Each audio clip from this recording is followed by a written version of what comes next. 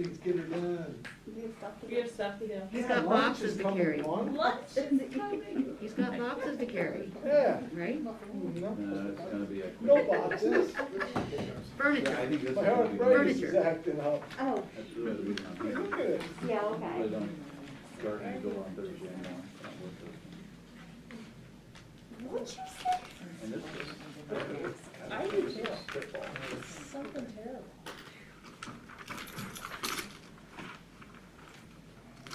What do you think I said? That's what I thought you said. No, it is.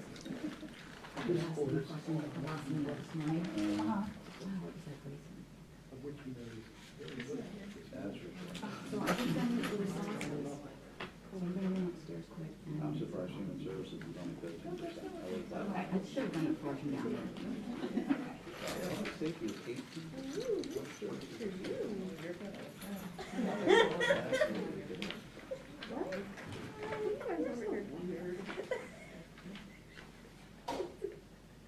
It's children of you.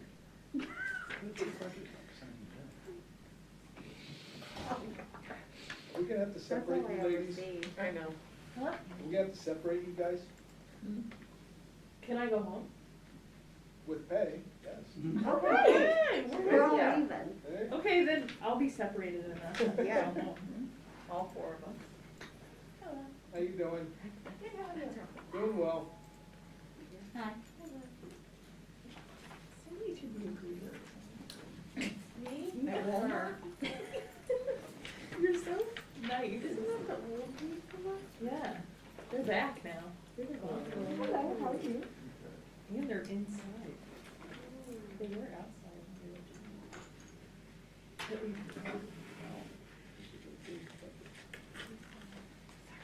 Oh, you're fine.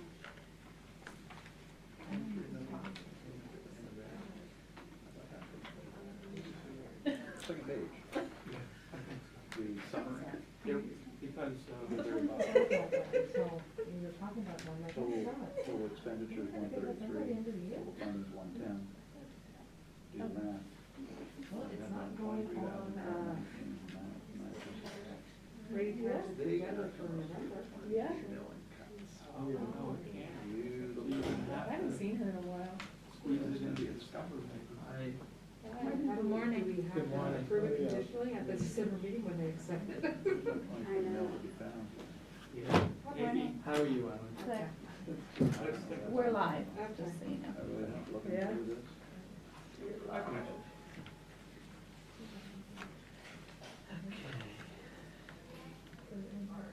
Hardly any.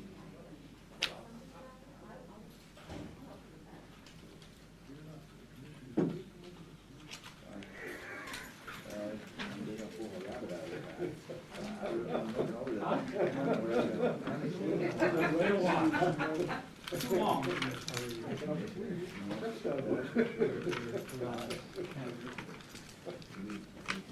Well, that's gonna be a lot of tear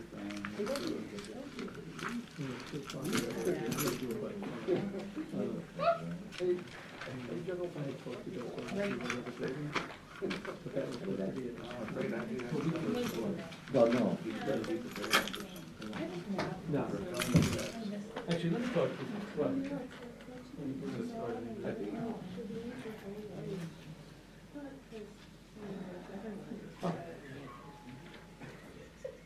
Shannon's gonna connect up with you. I think we got it sorted out. It's like when you have a baby. Oh, no, this is the original budget. No, because you gotta get stuff done. Yeah. My husband says that all the time. Yeah. This is a great summary of all the stuff that I comes know out. you're representing. Which, I'm okay with, but she thinks it maybe in wow, yeah. That's good. Yeah. Usually the afternoon when the supposed to. We didn't get out last night out of the conservation till about quarter to 10. Really? Yeah. Who would have been there talking that long? I wonder. Maybe not there. Be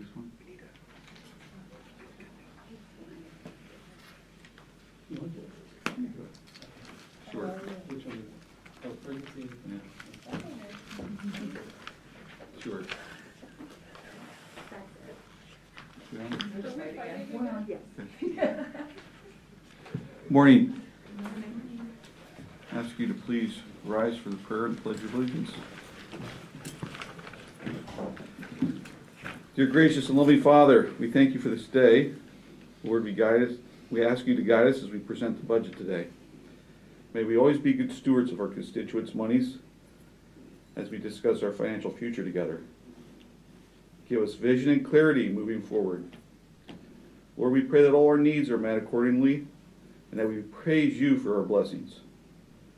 We pray that we will conduct this meeting with a spirit of joy and enthusiasm. Give us the desire, energy, and stamina to excel in our work. Lord, we pray today as we recognize pregnancy and infant loss awareness. We pray that you will comfort these families that have suffered these inconceivable losses. Please comfort them and provide them a peace that only you can provide. May we honor and recognize their courage in daily grief. Let us always remember the children lost during pregnancy. We know they are precious souls that are currently in heaven with you, Father. These things we pray in your name. Amen. I pledge allegiance to the flag of the United States of America and to the republic for which it stands, one nation, under God, indivisible, with liberty and justice for all.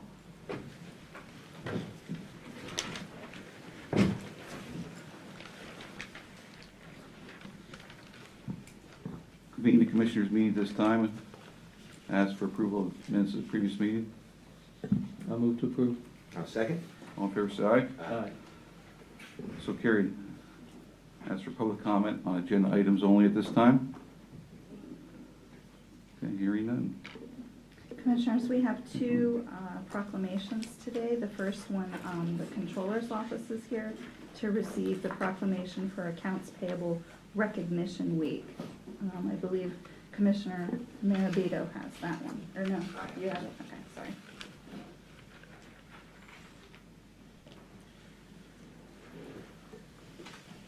Whereas accounts payable is a vitally important factor in any company's working capital, and whereas accounts payable levels affect several crucial financial performance measures, including days payable and the ratio of assets to liabilities, and whereas these critical functions involve nearly all aspects of a company's payments and the daily actions of accounts payable can prevent payments fraud, and whereas the County of Lycoming accounts payable can process more than 16,000 payments a year that are reviewed for compliance and with any contract on record, law, and policy prior to payment being made.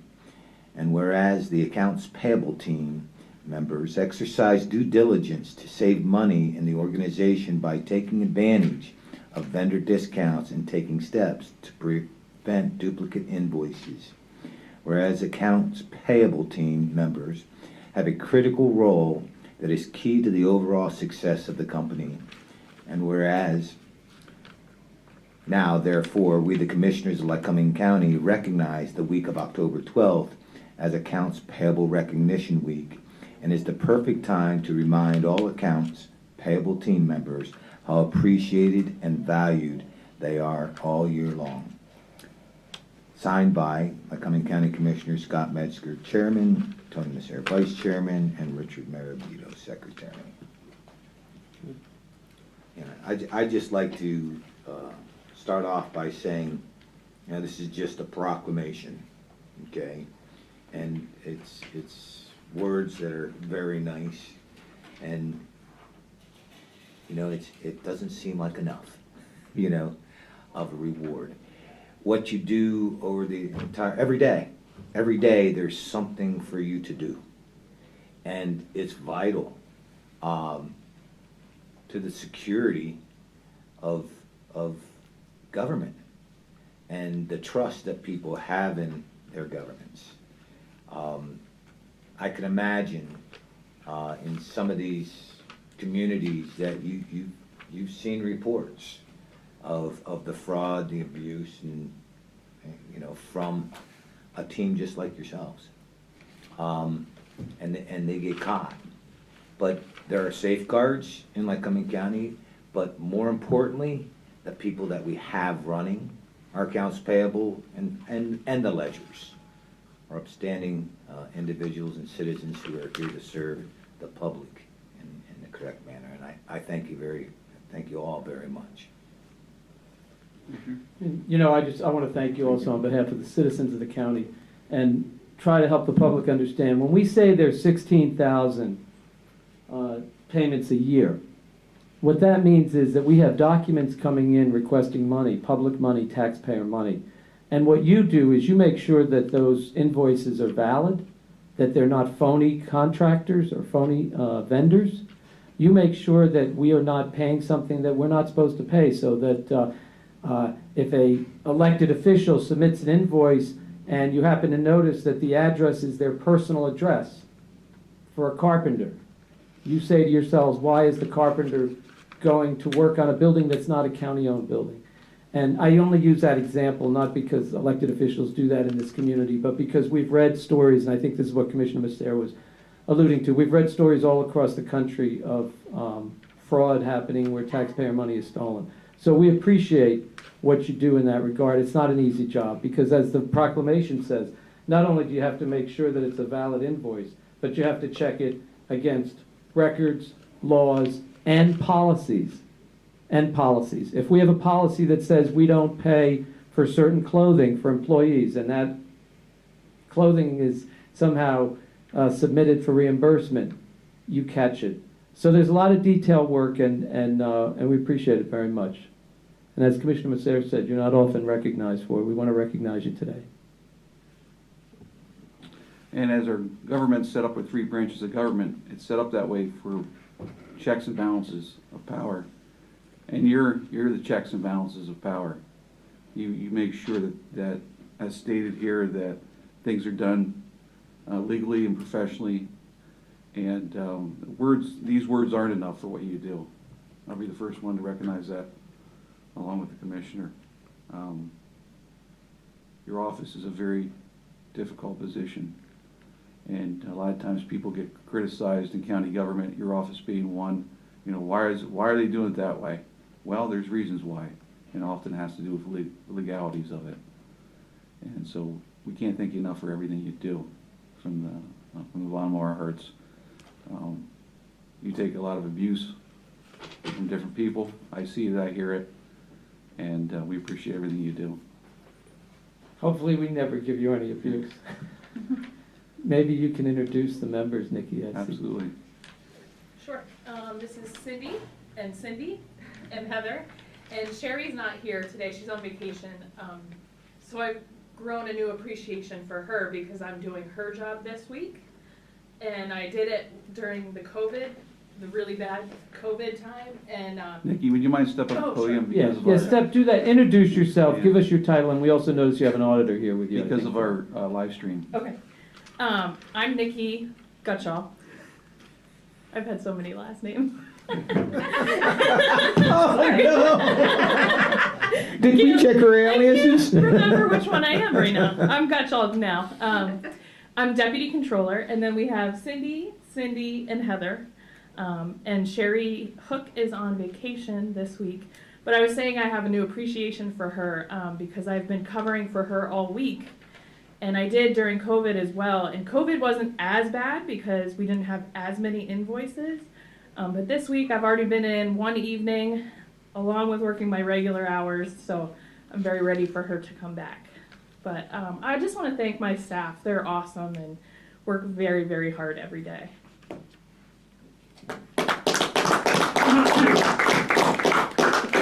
And Nikki, I'm going to add this. Your extra work does not go unnoticed. That's all I'm going to say. Thank you very much. Appreciate it.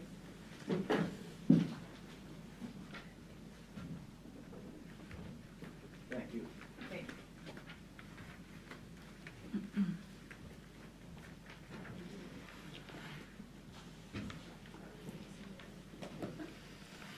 So our next proclamation, we have Christina Shepard here. She's here to receive the proclamation for infant loss awareness. Christina? Yes. Good morning. Good morning. Maybe, I'm gonna read the proclamation. If you wanna come to the podium, you can then. Okay. Pregnancy and infant loss awareness. Whereas pregnancy is a time of excitement and expectations as parents prepare for the arrival of their baby, and whereas tragically, as many as 1 million pregnancies in the United States each year end in miscarriage, stillbirth, or the death of an infant or newborn. And whereas the loss of a child, whether born or unborn, is an inconceivable tragedy and traumatic event that brings a family pain, suffering, and grief. And whereas Pregnancy and Infant Loss Awareness Month calls attention to the need to recognize the grief and honor the courage of families who have lost an unborn or newborn child. Now, therefore, the Commissioners of Lycoming County proclaim the month of October 2020 as Pregnancy and Infant Loss Awareness Month, and October 15th, 2020 as Pregnancy and Infant Loss Awareness Day throughout the county, and encourage all county residents to raise more awareness for pregnancy and infant loss, and to remember the children lost during pregnancy or as infants and their families. Signed, Lycoming County Commissioners Scott L. Metzger, Chairman, Tony R. Macer, Vice Chairman, and Richard Maravito, Secretary. Do you have any comments you want to? First, I want to say thank you guys very much. I am 1 in 60 who have delivered a stillborn. I had delivered her on the 27th of August. It was very hard. Before this had happened, I had no clue about any of it. But it can happen to anybody. I had 3 perfectly healthy pregnancies before I had my daughter.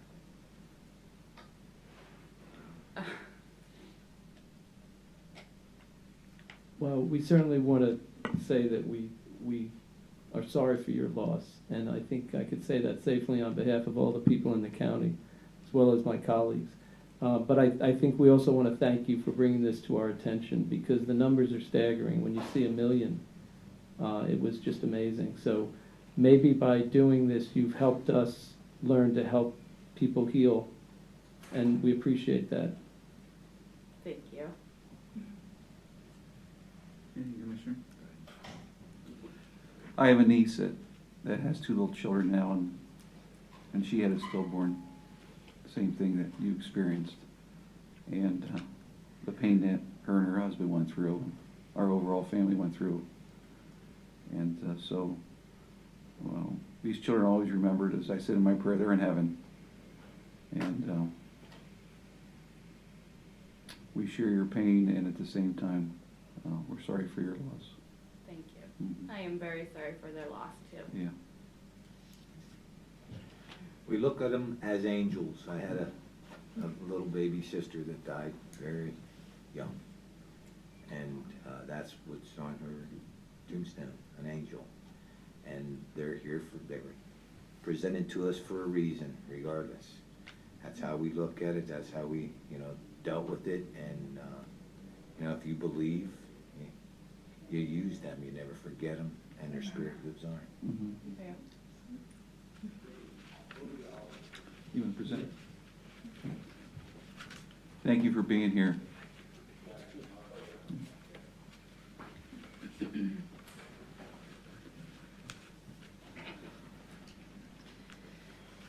We have a 3.0 informational item. Beth, I thought Brandy, I'm sorry, I have Brandy here, but Beth is here to make an announcement. Good morning, Commissioners. Morning, Beth. I have a preliminary 2021 Lycoming County budget that I would like to present for public review. The projected revenues are $102.5 million, which is a $5.3 million increase over our current 2020 budget. The projected expenditures are $125.9 million, which is a $14.4 million increase over our current year budget. It does leave a deficit budget of $23.4 million. However, 9 million is bond funds. A lot of the capital projects are gonna be covered by bond funds. We have Act 13 funds, we have cash reserves for RMS that they've been saving up for years. So it looks bad, but most of that is covered other than 5 million. We only have to take 5 million out of our county budget fund reserves of that 23. So with that said, our countywide budget, which includes 3 types of funds, our general fund for day-to-day operations, special revenue funds, and enterprise fund, which is our landfill. Countywide revenues are increasing due to grant funds increasing by 6.2 million, and fee income increasing by 549,000. These increases are offset by decreases in investment income, for reasons we all know, and miscellaneous income, which is mostly rent. Expenditures increases are due to RMS increasing 5.7 million. Their expenditures are funded by their own departmental income and reserves. Act 13 is increasing 4.9 million, funded 100% with Act 13 revenue. There's a levy project, $5 million, and is funded entirely by federal and state income, including Act 13. Both human services of children and youth and pass-through grants are increasing, a combined total of 3.4 million. However, these expenditures have corresponding federal and state income for an in and out net effect of 0. These increases are offset by a $2 million decrease in our capital outlay and a $455,000 decrease in building and maintenance. Debt service payments are lower by $102,000 due to bond refunding at lower interest rates. I want to mention our day-to-day general fund operation. The expenditures are decreasing 1.2 million and revenues are increasing 658,000. This preliminary budget does not reflect the county property tax increase. The county tax millage rate is proposed to remain at 6.5. And I do want to thank the county department heads, staff, commissioners for their dedication to this budget process. It was especially challenging this year due to a shorter time frame and a new budget software, but we did it.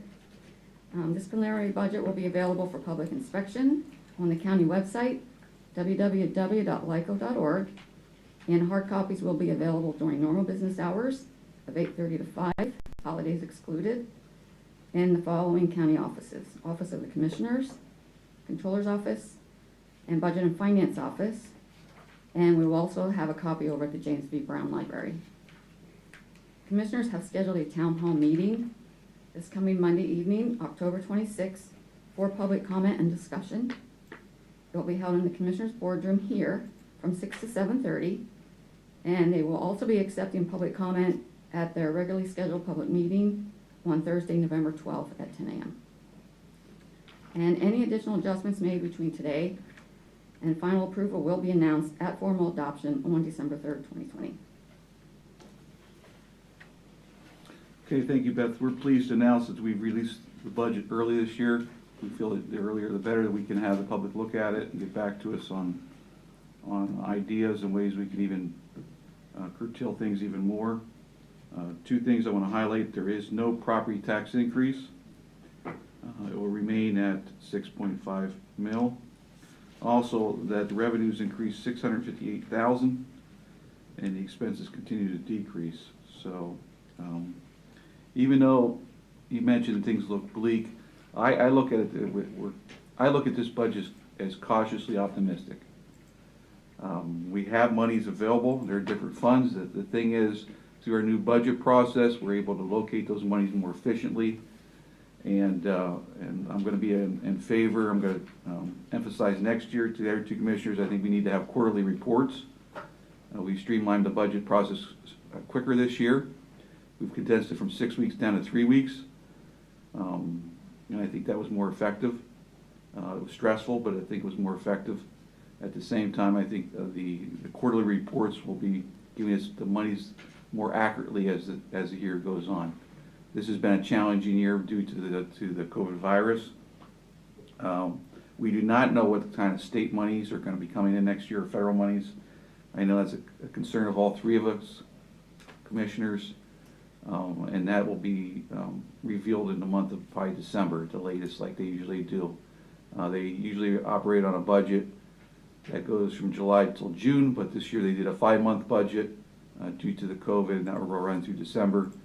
Hopefully it'll let us know sooner than later, and then we can react to it accordingly. But we are taking into account that we are anticipating we will not get those funds as we've had in the past. If we do it, prepare for the worst, hope for the best. I always say, and we'll prepare for the worst. But at the same time, it's a budget that does not increase any taxes to the taxpayer, and that's a major plus, especially during this year where we have people out of work, we have businesses closing. To do a tax increase at this time would be unjust and just not appropriate.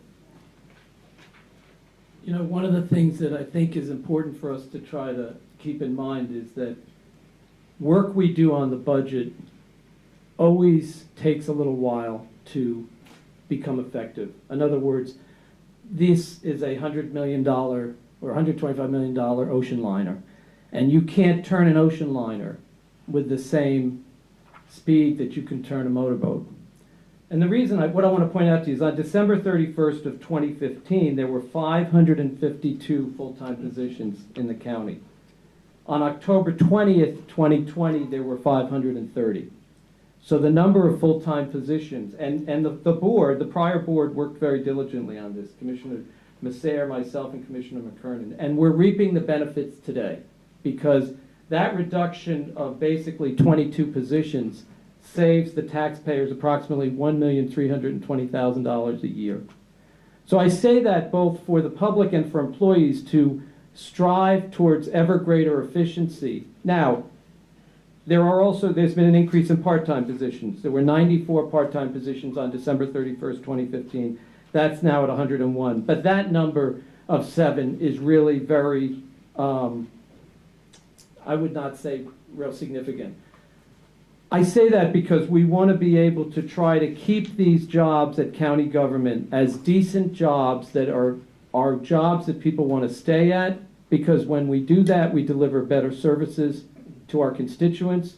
When we have long-term employees, we have more efficiency. We also have people who have institutional history about what we've done and not done. So I think if we can try to keep our eye on the ball and recognize that, as you said, cautiously optimistic, we have to keep striving because, for example, if the state government decides to have a 10% cutback across the board, that's going to impact our ability to continue to keep things funded at the level they are. But I think that it's something that we have to get employees to understand that when we strive to say do more with less people, we're not trying to be punitive. What we're trying to say is look at the work you do and find ways to be more efficient so that we can continue to have decent incomes, decent benefits, and so forth.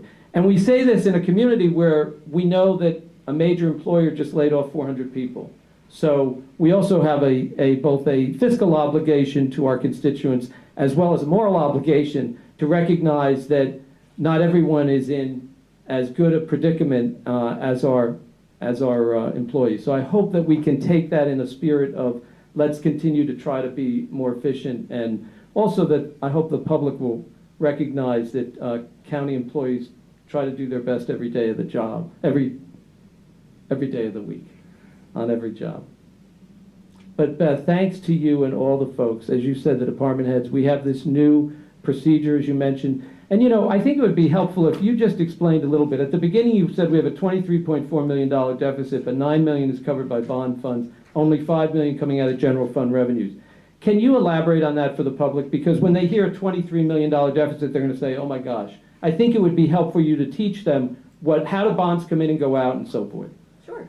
Bond revenues, when we get our bond proceeds, we have to recognize them as revenues in that year that we receive them. But we don't always have the time to... Because I don't think they can. What the projects were covered under that bond proceed. doesn't always happen as soon as we receive the proceeds. So we may recognize that revenue in one year that we receive them, but in years going forward is when the expenses show up. So on the books, it looks like our expenses are higher than our revenues, but we still have that 9 million sitting over here waiting to be used. And those bond projects are major capital improvements having to Yes. do with buildings, maintenance, et cetera, or Yes. radio systems, the new radio system, anything we expect to last longer than 25 years. And Act 13 is another good example. We receive 3 million every year for Act 13, but this budget shows that we're going to be spending 4.9. But the funds are there on the balance sheet side. Yeah, Beth, could you please elaborate on what our fund balance is currently going into next year and what the Act 13 fund balance is, which is two very important balances that we look at. Our fund balance for general fund is currently $19.4 million. We only have to dip in $5 million, which leaves us at a $14.3 million fund balance. And that is above the range acceptable by GFOA, which is equal to 2 months of expenses. Which is about 10 to 12. Yes. Yep. So GFOA, explain what's GFOA? General Governmental Finance Officers Association. And they require 2 months of expenditures. Well, they don't require, Well, but they they recommend it. suggest Yes, as best practice. yes. Yes. So we follow their guidelines all the time. And that would be roughly 10 to 12 million, and we have 14. Yes. Correct. We'll have 14 by the end of We 2021. currently have 19 million there. Yes. Okay. Now, Act Act 13. 13 fund balance is about $19 million right now. We're only going to spend 4.9 next year. And a lot of that's invested, of course, to try and earn some investment income. So even though, again, it's a balance sheet, it's cash balances, investment balances, but that doesn't show on our budget. We only report revenues and expenses on our budget. So even though the expenses look higher than we even normally receive from Act 13, commissioners have been very conservative in spending those funds since 2012, 2013, when we started getting them. And this year was a really good year to use as much as we could of that in order to not have a tax increase. And I also want to elaborate on Commissioner Miravita's comment. We do look at all ways to save money. Our department heads, our employees do. They do an outstanding job. We ask them to think outside the box. During this pandemic, they have done so. They've been very creative on ways to save monies. Monies have been returned back from the 2020 budget. At the same time, the proper way of going about this is through restructuring, reorganizing offices. And we've seen 2 department heads that have done that. And one department head was able to save $179,000 this year in reorganization. Another department head was able to save in excess of $30,000 in his reorganization. So that's what we're looking at. Ways you can provide services, meet the needs of the public, at the same time reorganize to save the taxpayers money. And try to keep the services that we currently have without Exactly. having to make those tough decisions of. Yes, Yeah. yes. And to put some perspective, I mentioned on December 31st, 2015, we had 552. In 2016, the number declined to 547. It tilted up a little in 2017 to 548 full-time. In 2018, it went down to 540 full-time. In 2019, it went down to 536 full-time. And in 2020, we're at 530. And we've been doing, as Commissioner Metzger mentioned, all the departments over the past 4 years have been doing this and trying to find ways.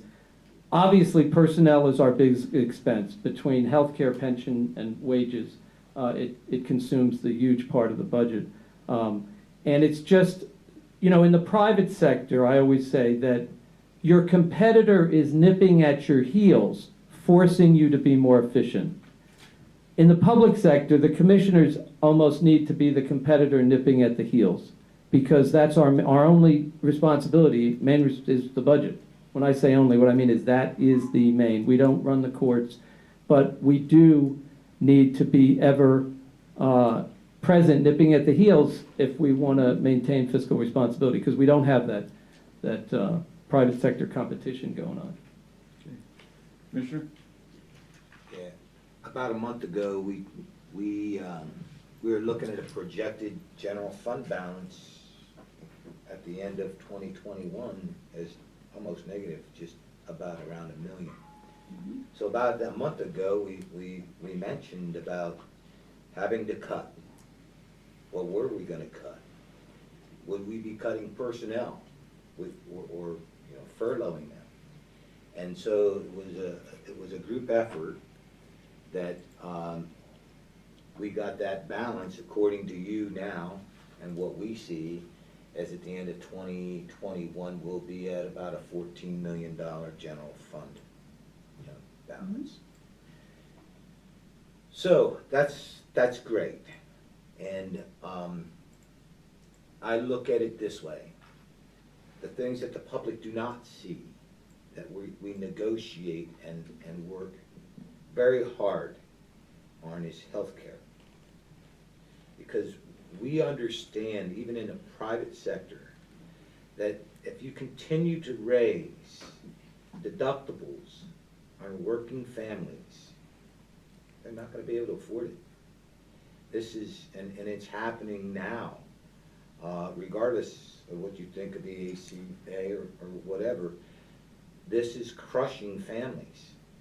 And so, we take it very serious on how we're going to treat our employees with that, benefit. Okay? I would say we're pretty difficult on the providers right now, and demanding that this is what we want to see, and how do we get there? Because that cost is almost half, if it's a little over half of what our payroll is. Yeah. So we're looking at other ways to save with wellness programs and the vitality and things that catch diabetes and cancers early, that are the drivers of increases in healthcare.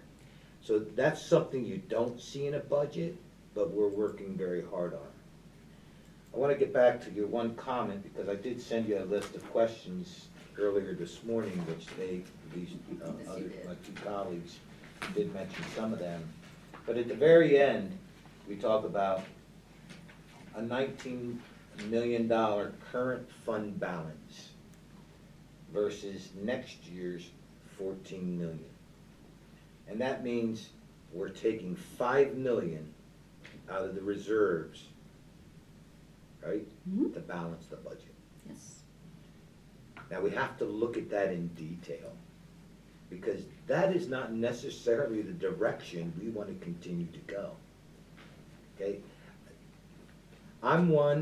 We took a very conservative approach with the Act 13 monies in my first term.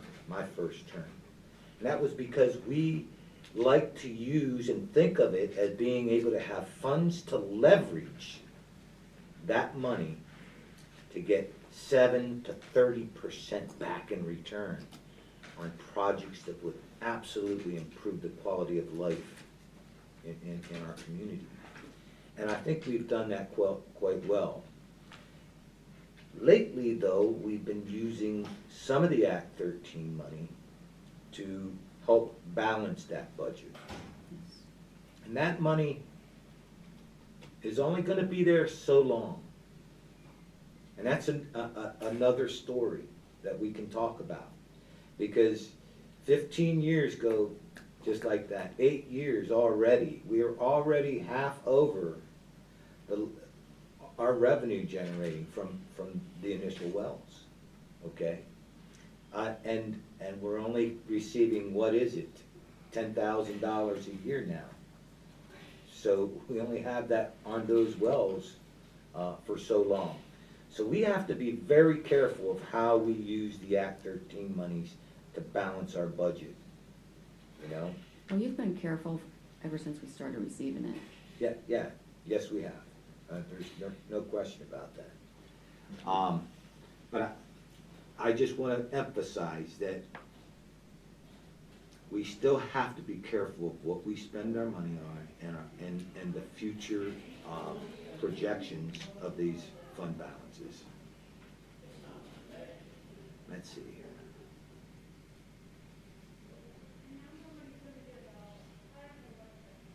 when we're talking about, and I'm gonna mention this, because it is important. We've had a tremendous amount of people contact us this last couple days on the coroner's office. Okay, I guess it was on North Central PA. And the overwhelming majority of them support the project.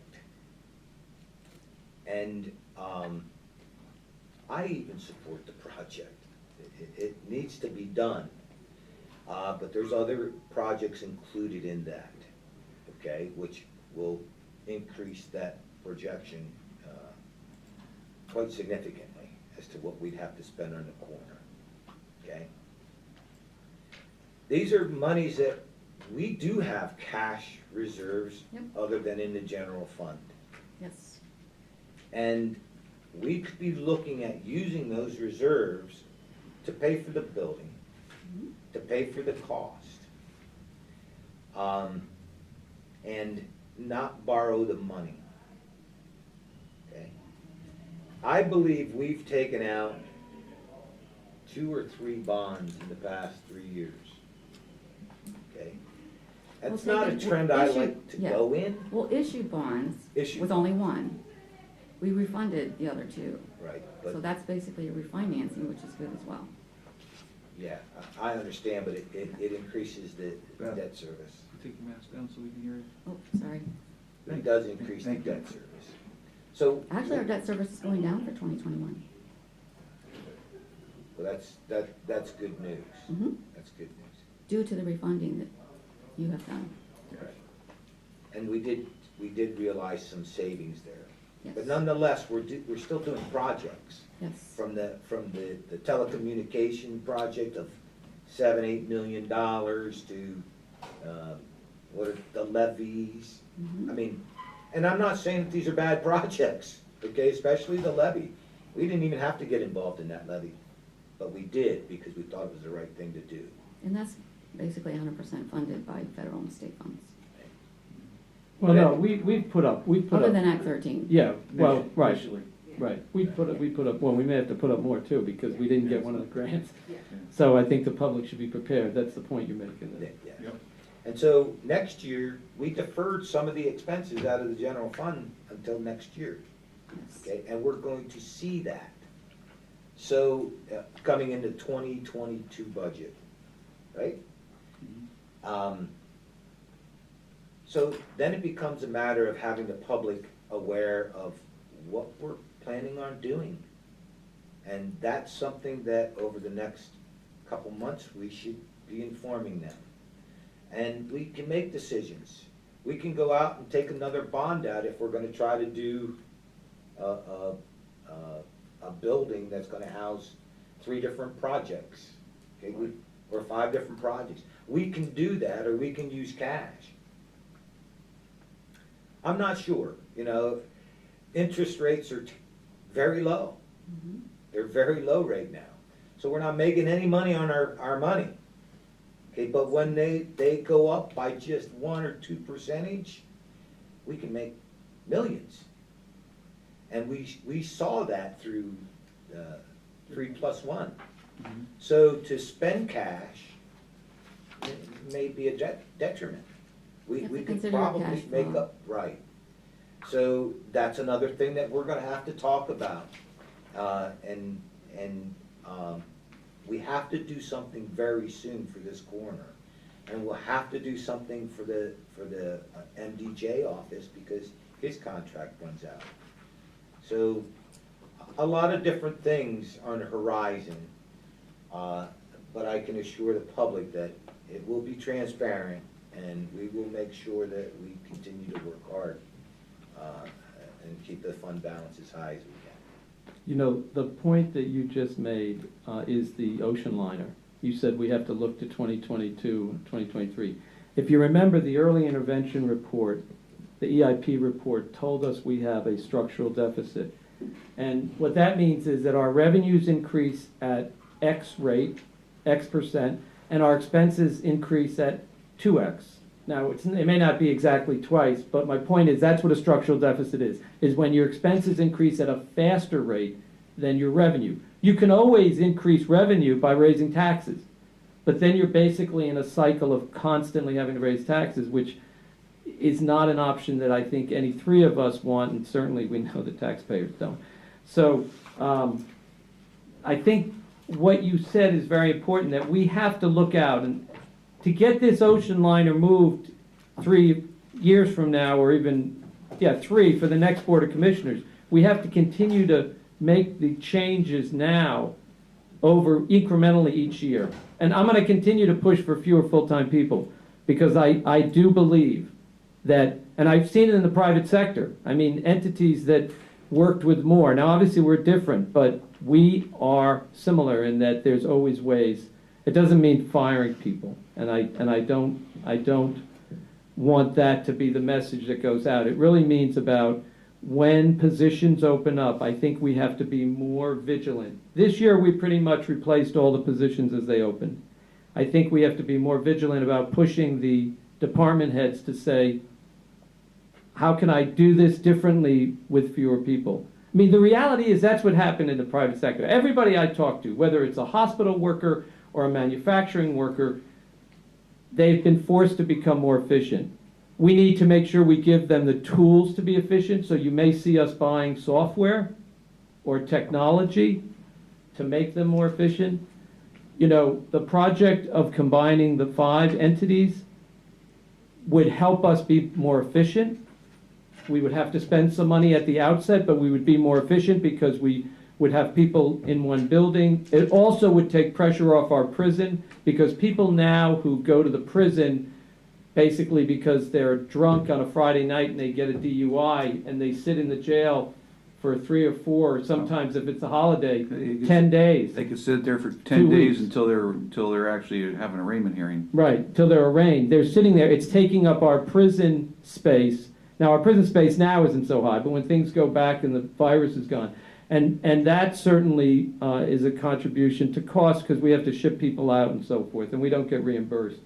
And the other thing about that is that when we have someone in prison for 2 weeks, we are taking a risk that something happens to them in their health. Because once they're in the prison system, they're not covered by, I mean, basically we're responsible.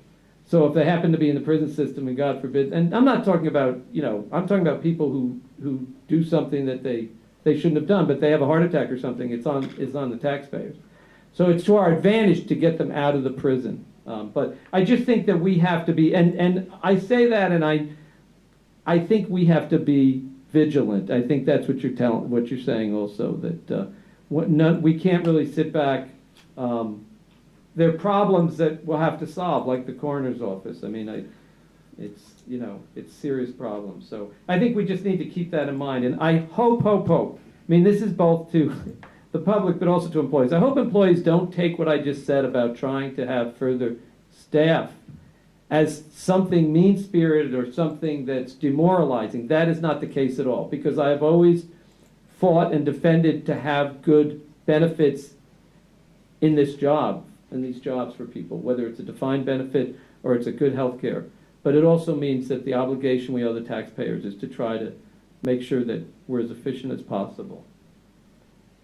I personally look at this as a process where we've done a lot of guesstimates, and through streamlining things more efficiently, even the fund balance was way out of whack here as of 2 weeks ago. We had to start looking where the monies were at, which was absurd.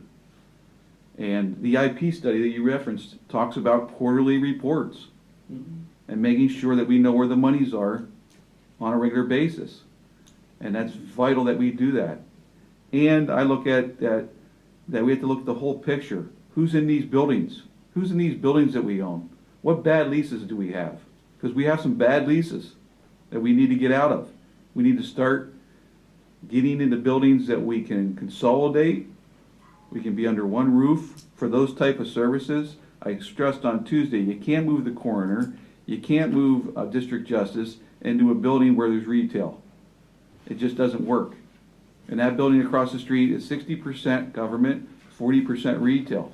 So you have to have a building that you can bring as many entities under, which is long-term planning. Long-term planning, so that it's a plan that's gonna be there for the next 25 to 30 years that will service the public efficiently, and it'll be cost-effective over that time period. And, period of time, I mean. And so it's vital that we do that. And we've talked about selling this building. And I'll put this on record out there. We've asked the city since February to get the land appraised underneath this building.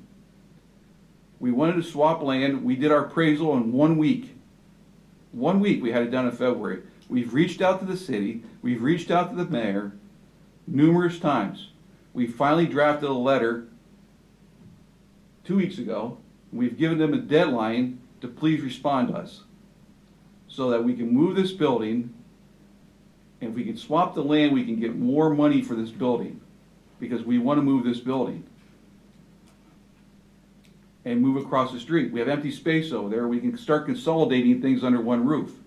And that allows us to free up the monies to go and look for places for the coroner and the district justice, that we can utilize taxpayers' money more efficiently. So again, we hope the city replies to us in a rapid response. We've assisted the city in many ways over the years, many, many ways. And we ask that they respond to us quickly and that they research this with their solicitor so we can make a decision when we can move forward with this building. By the way, Beth, do you know offhand how much is going into the general fund from the landfill? Yes, 1.9 million. Okay, so this is also something for the taxpayers to understand. 80% of the waste at the landfill comes from out of county. I think that's correct? Yeah. Right, Yeah, roughly. 75%, Close to 80, close to 80. So it means we're getting into the general fund budget 1.9 million, separate from all the expenses at the landfill being paid. The pensions, the health care, the salaries, the equipment, everything.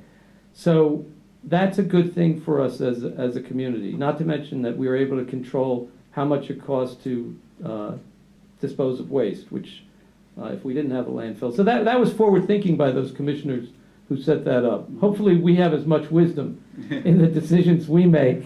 Maybe you better pray for that at every meeting. I do. And I'm sure at the time, the commissioners got some grief. I don't know, I have to pull the newspapers. I'm sure they got some grief about, citing a landfill in the county and everything, which is true. I mean, so anyway, but it's good for the public to understand that. 1.9 million, that's a nice bit of money. But as our fund balance, we talked about earlier, it's important to also know as we do capital projects. For instance, we're looking at one now across the road where sale of land would bring businesses here, that we would have to move that dirt. If we don't move that dirt initially, it's going to bring our fund balance even higher. So we have to look at that as we do the projects. As Commissioner Massard has stated, if we don't do the projects this year, they might be put off a year or two. The fund balance stays higher or it stays the same. Well, not the same, but it doesn't go down as drastically. Because that one project is going to be $7 million. Yes. So if we don't do that this year, then that's saving in going into the next year. And if we would have had to buy that dirt, it would have been 30. 30, Yeah. yes. You know, and I'll just add one more thing. A whole year went by. It's hard to believe, isn't it? Yeah. And in 2 years, you're gonna be running again, Yeah. right? And so decisions have to be made. And when you have 3 commissioners, especially early in someone's term, that come to a consensus that yes, we identify that some projects need to be done, okay? And some projects are costly. What we have to be concerned about is, will it come to fruition? Will we have it presented in a timely manner and one that is, brought out to the public for their input before it's used as a political campaign? Okay, because anything in county government is not in tens of thousands of dollars. Okay, so it is difficult. Commissioner Marabito brought that up as we're trying to make some other decisions the other day in a meeting, that should we be putting this out to 4 years? Because There's gonna be another new commissioner or two or three, who knows? And when we're making those decisions, we have to look at that as well. So, I think the point is that we're trying to solve problems, and sometimes new commissioners can come in and they haven't had a good example is a golf course. When I came in as a commissioner, Commissioner Massera had been grappling with the golf course for 4 years prior. I didn't have as much sense of the urgency or the nature of the problem. It took a while to understand that. So I guess what we're saying is that if you see us doing some things in what appears to be not a short amount of time, but is that we want to get the problem solved and get the job done, and not have it become something that gets kicked down the road. All three of us, agree to that. But we also learn the reality of, as you found coming in, that here it's almost a year now that we've been waiting for the appraisal, that sometimes it's not as easy in government to just move as it is in the private sector. But it doesn't mean we don't try to push it. Our job is to push the bureaucracy, is to cut through the bureaucracy and make sure that things get done. And I think the three of us have our own distinct way of doing that. yeah. But we try to do it. But just to add to Scott's, since we did bring it up, we have been a good partner with the city. Yeah. There's no resources that they lack from the county. Nope. If they need any resources, we're willing to provide it. And like the Reach Road project, financially, $1 million here, $100,000 here. We've always tried to help the city because we understand how difficult it is for a third-class city today. It is mind-boggling what they have to go through. 85% of their budget's probably fixed. So it only leaves them 15%. Mike, you served, you know. It's not an easy position that these third-class cities are placed in. And I think eventually, you need partnerships, whether it's governments or, private sector and developers. But we need to be able to look at the city and say, hey, please help us now. And by getting that parking lot done, and we'll put safeguards in there, in our deed, no question. Because that parking lot's very valuable to the city and to the businesses around here. So, but I agree with you, Scott. I think they need to make a decision so that we can move on. 9 months is long enough. Well, and I think we gotta be clear, the only thing we've asked of them at this point is for the appraisal of the land Just to under get an Executive Plaza. We haven't proposed anything with the parking lot, with this parking lot outside Executive Plaza. But we just want this, and in fairness to them, listen, we know that the virus has taken its toll everywhere, and people don't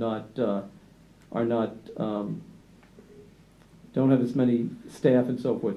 By the way, something, and you should, this is very important. I don't know if the public understands this, but under state law, third-class cities are required to have a paid fire department. They're required to have paid police. You can be a township like Hempel Township of 40,000 people in another part of the state. You're not required to have any of that. And you have a population that's more than the 28,000 here. So the state legislature needs to take care of the problem and realize it's basically driving all the third-class cities into bankruptcy. And it didn't seem to be doing anything about it. And quite frankly, the ironic part of it is the third-class cities are the driving engines for economic activity in most of the counties that they exist. Look at this. We've got the colleges here. We've got the hospital here. We know from the levy project that 80% of the tax revenue for the whole county is behind those four walls, or behind the levy walls. 20 miles. 20 miles of levy. That includes Loyalsock too, but the predominant part of it is in Williamsport. So we really need the state legislature to get on that. Well, it's not just that, sitting on the Assessment and Taxation Board, revenue. You gotta have revenue to operate. And when you take a look at governments, and I'll say Lycoming County bought Class A building.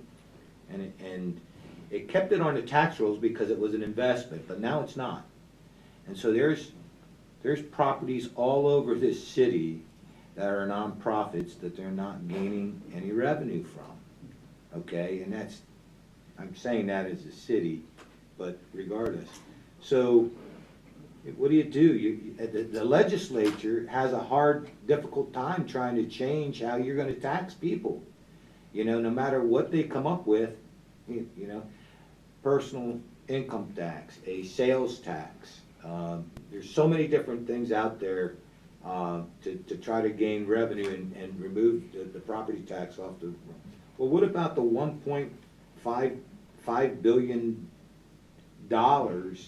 in properties they're assessed at $1.5 billion and there's no tax revenue? Okay, because they're nonprofit, they're government, they're hospitals, colleges. You know, we better start taking a look at that because that's 1/5 of our properties.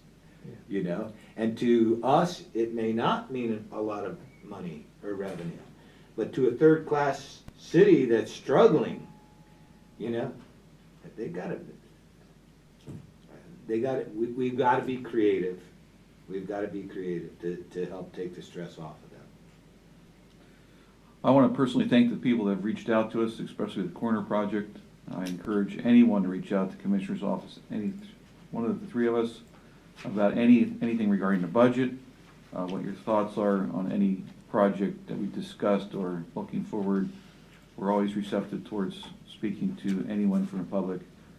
And so thank you, Beth, for your office, what you've done, the director, all the different department heads, and on this budget process. This may be, I believe, the earliest we put out a public budget. And so we'd love to hear back from the public. We encourage people to Zoom in or attend our meeting on Monday. And we'd love to hear from everybody out there moving forward. Obviously, we don't have all the answers, nor do we claim to, but we're doing the best we can do.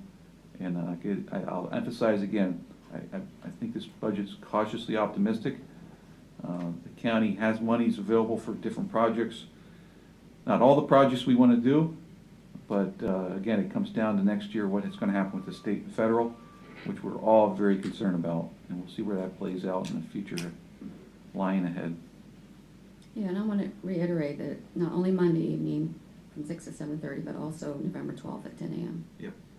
You know, I want to point out also, I don't know that the public knows this, but there was a change about 1.5 years ago, and functions that used to be done out of budget and our budget office got shifted to the controller's office. So hopefully now, with that change happening, I mean, employees went also, but with that change happening, maybe our budget office will now be able to focus on the quarterly reports, which quite frankly were difficult for us to do in prior years because they were paying the checks, paying the bills, doing everything.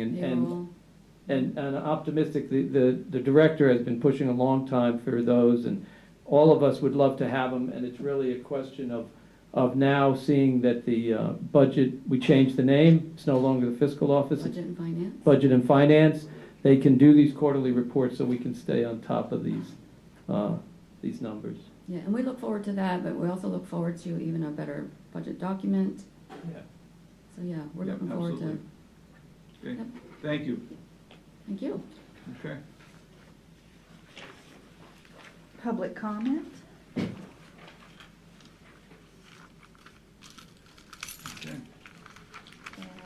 And I forgot to put commissioners' comment. Do you have any additional comments? Do you have anything? Yeah, we talked enough. Nobody wants to hear it. We've talked enough today. Yeah. Nobody wants to hear any more from I it. have, no. Okay. Our next meeting will be scheduled for Tuesday, October 27th at 10 a.m. here in the meeting conference room here. Thank you. And Monday, Oh, excuse me, Monday we'll be here for the budget process. And we look forward to people tuning in and speaking further about the budget. Thank you. Have a good day. Hey, Matt, do you think we could move Billy Castro to 1:30? Doing very well. Can you hear you? Good, good. So, did you understand the email? Remind you. I know you did reply back. It is a reimbursement grant. Thanks, Eileen. It's a grant, but it is for reimbursement of expenses paid. And the reason I tried to explain to that is the reason is the clawback, clause that is in the civil shipping agreement, that is for the audit purposes. For us to give the funds out, we have to make sure the funds